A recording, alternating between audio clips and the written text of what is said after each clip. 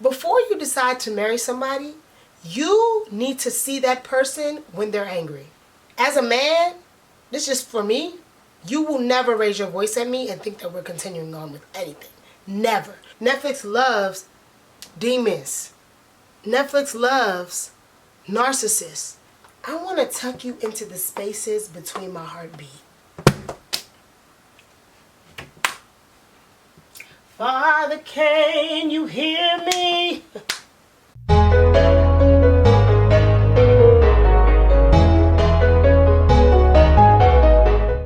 What's up, y'all? It's your girl, Miss Amarachi. Welcome back to my channel.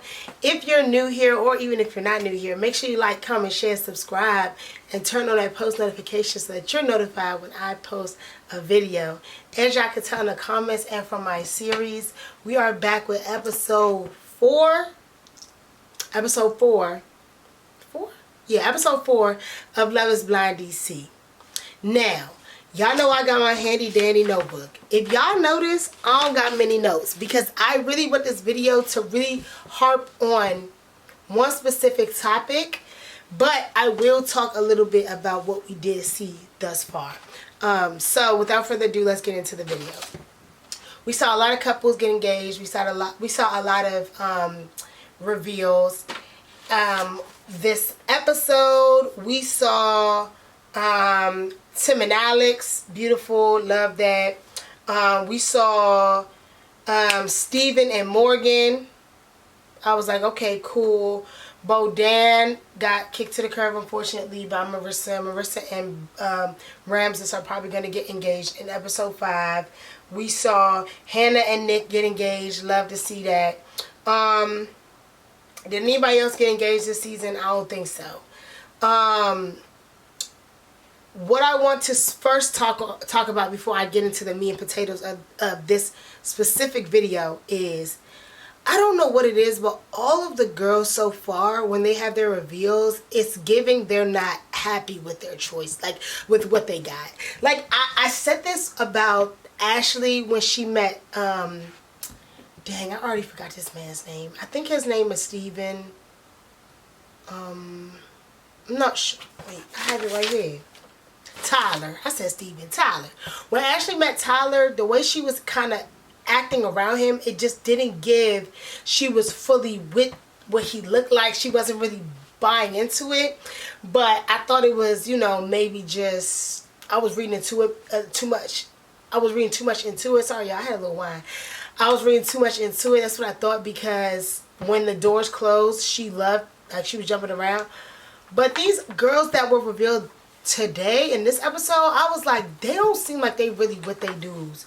Like, Monica, like, what's that boy's name? Steven was, like, kissing all up on Monica.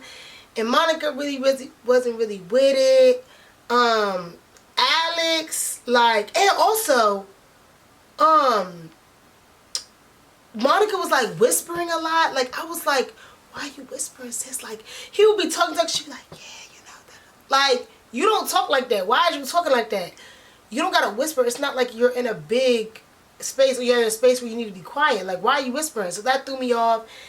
Alex, I don't know. She didn't give, like, that she was really with what Tim had going on. Like, she gave, like, oh, that's my homeboy. Then he was kind of doing too much with the dog thing. Like, I don't know.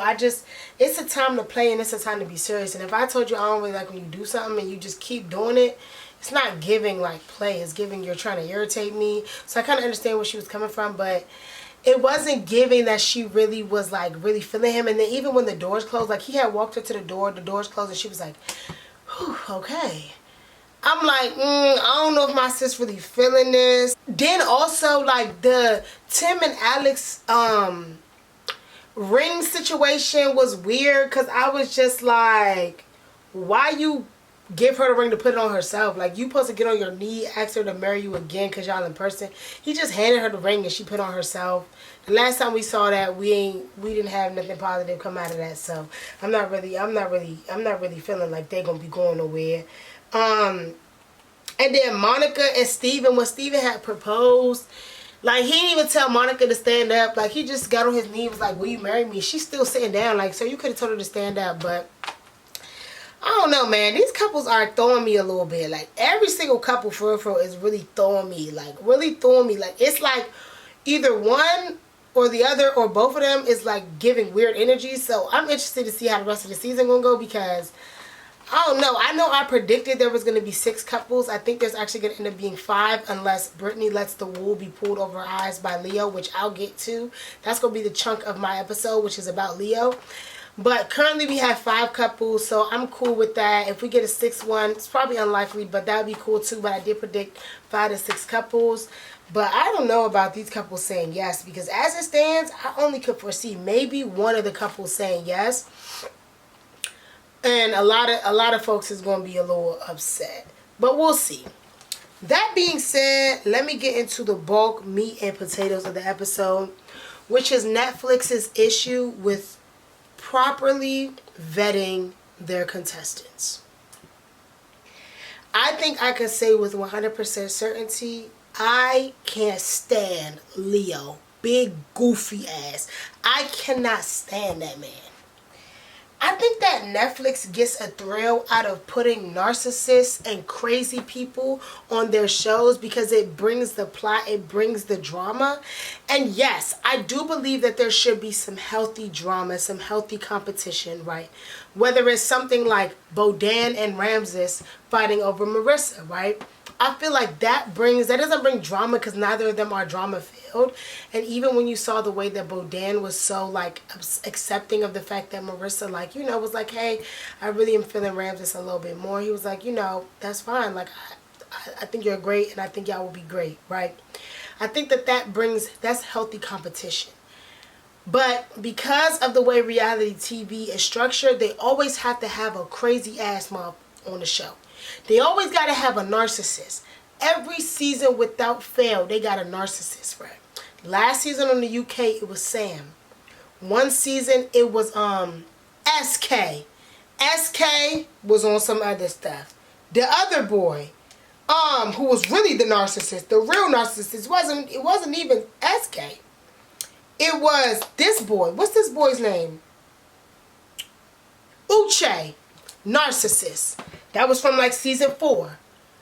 Every season without fail, there's somebody on the season, it's a man. It's always a man who proves who makes it easy for women to say men ain't shit. And this season it is Leo. And honestly, I put that on Netflix. First and foremost, Netflix. I don't know what the criteria is or what the things are that people have to go through in order to get on the show. But I heavily suggest if this is not a component of vetting people, you need to have a licensed psychiatrist. Not even just a therapist or psychologist. A licensed psychiatrist do a mental evaluation on all your contestants. Every single one of them. Because every single season, like I said, without fail, y'all let wild, crazy, deranged folks through the cracks, into your facilities, into the space.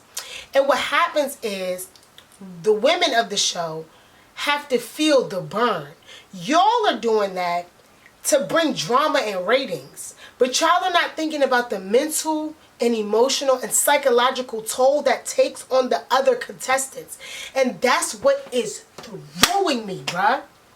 Leo is probably one of the biggest narcissists that I've ever seen in real, like, play out. Because Uche showed that he was crazy.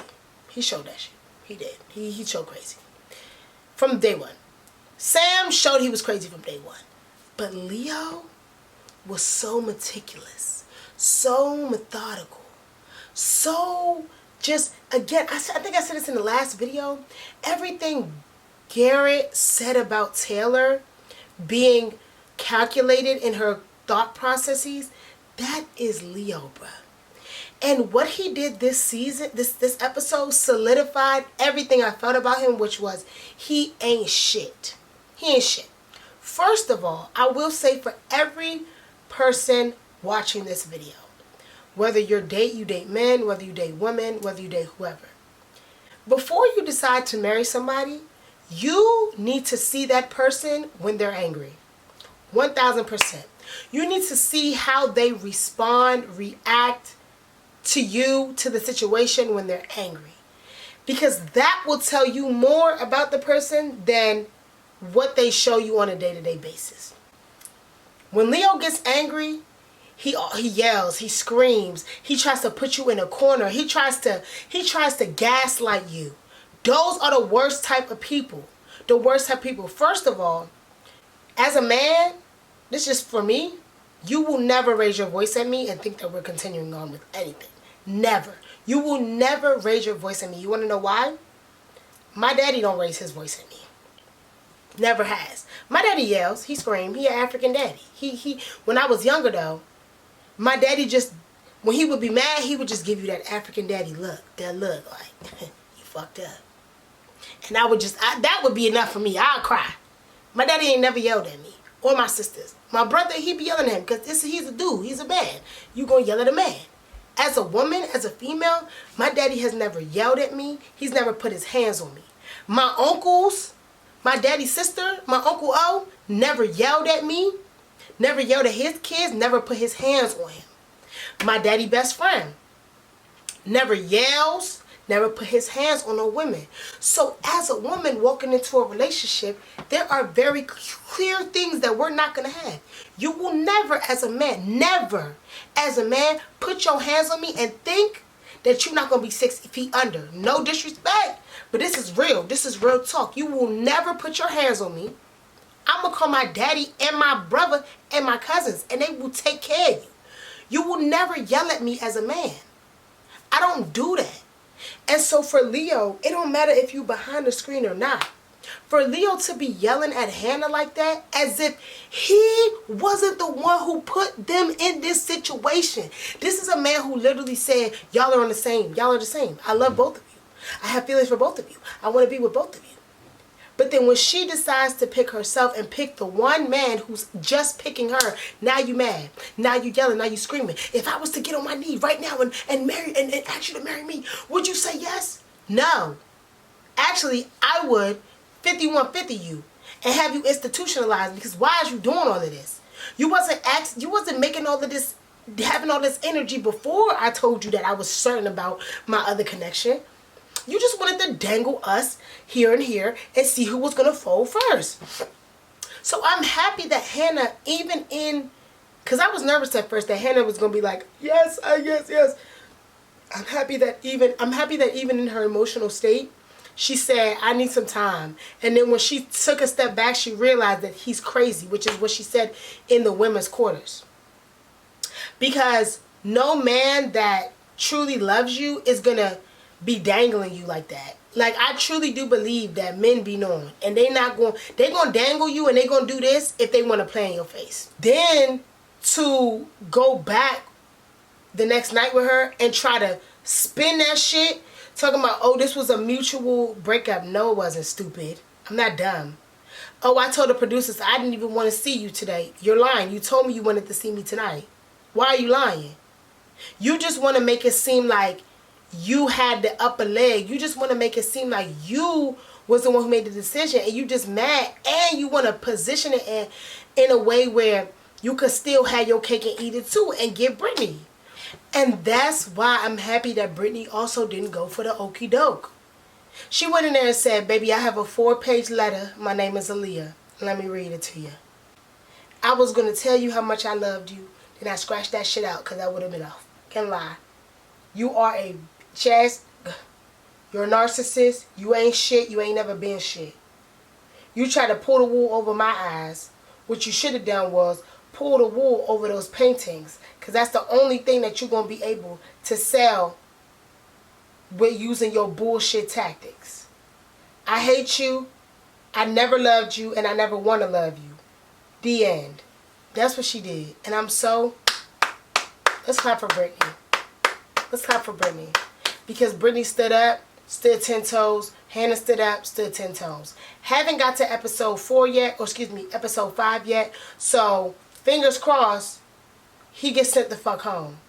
and we never have to see him again, even though we're probably going to, because once again, Netflix loves demons. Netflix loves narcissists. Netflix loves people who are going to mentally and psychologically mess up their contestants. So Leo is probably going to be resurfacing. He probably will. He probably will. Brittany will probably resurface again. We've seen them so much, they're going to be back. They're going to be back with the little dinner that they be having, or to get together with the pod squad, whatever. But, and again, this video is not going to be long because I really just wanted to talk about how much of a narcissist Leo was and how much Netflix is to blame for all of this.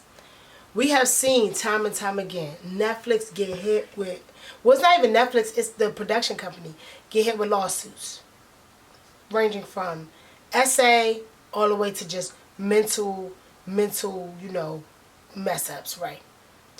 And yet and still, they keep allowing these crazy crackheads to be on their show.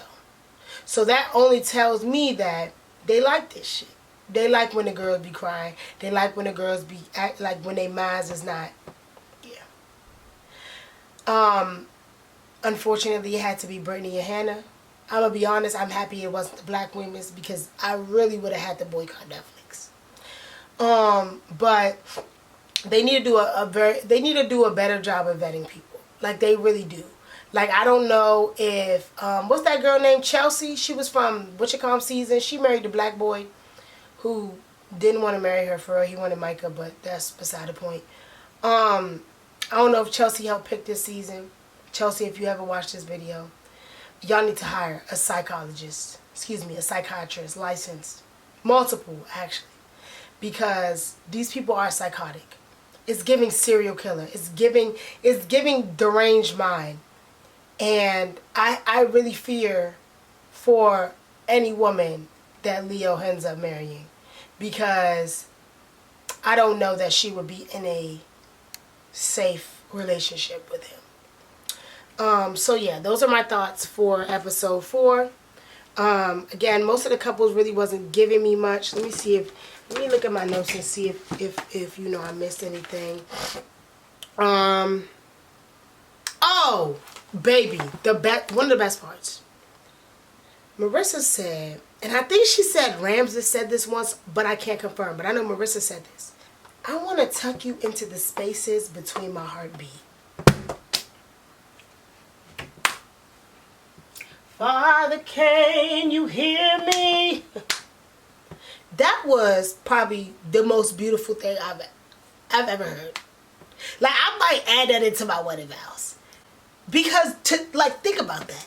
I want to tuck you into the spaces between my heartbeat. Like, that is so, oh my gosh. I almost cried when I heard that. That was so beautiful. That's wedding vows material. That's the only other thing I wanted to add. I think that I missed. I love that part. I really did. So yeah, the episode was alright. It was cool. This video probably won't be as long. Episode 5 is gonna come out probably today or tomorrow. The review for episode 5. But yeah, it was a cool episode. I just don't like the narcissism that's always in Love is Blind. It's just like, y'all can't get away from it, but I guess that's what sells. So yeah. But thank you for joining me today. As always, make sure you like, comment, share, subscribe, push that notification bell on my page so you can get notified every time I drop. There will be an episode or a video dropping every single day until I get done with the first 6 episodes, and then I'll come back with the next 6 and so on and so forth. But make sure you join me here again whenever I get back. As always, peace, love, and blessings.